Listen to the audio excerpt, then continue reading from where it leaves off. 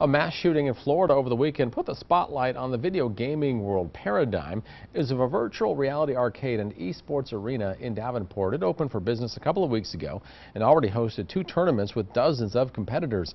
One manager says the tragedy in Florida has him reevaluating the growing activity here in the Quad Cities.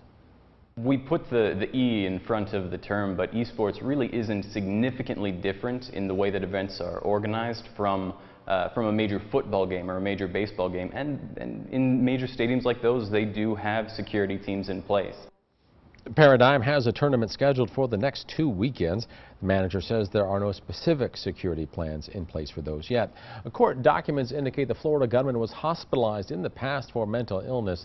We're going beyond the shooting to look at the role video gaming can play. Local 4's Tahera Rahman joins us in the studio with that perspective. Tahera? Jim, gamers represent a booming business. According to the World Economic Forum, it's a multi-million-dollar industry that's on track to hit the billion-dollar mark this year. Many gamers start out young, and that's where Vera French's CEO says monitoring screen time is important to make sure a good outlet for kids doesn't cross the line into addiction. I sort of fell into it the same way a lot of people my age did. You get into one game, you enjoy it. Justin Grubbs started gaming when he was just 10 years old. You want to be playing with your friends, and then naturally that becomes sort of competitive. Grubbs isn't alone. For many, gaming is part of daily life.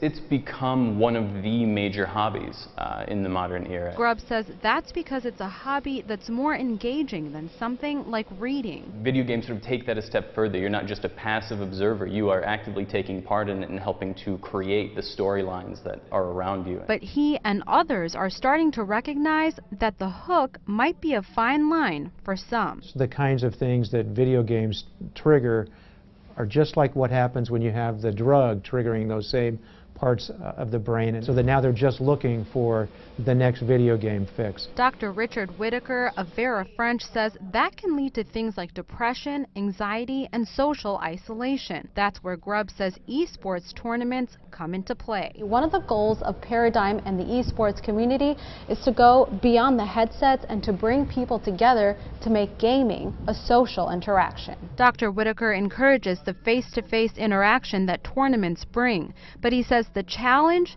is making sure you're not already past the line. Everybody likes to escape a little bit from reality. When it starts to become overpowering or dominating of the individual's life, that's when it's out of control. Both Whitaker and Grubbs say the problem isn't necessarily the game, but how you play it. I think obsession of any kind is possible, but I don't think it's causing severe addiction. I don't think it's causing more violence than existed in previous eras.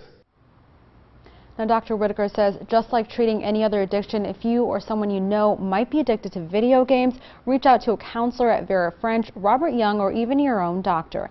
In the studio, Tahera Rahman, Local 4 News. Tahera.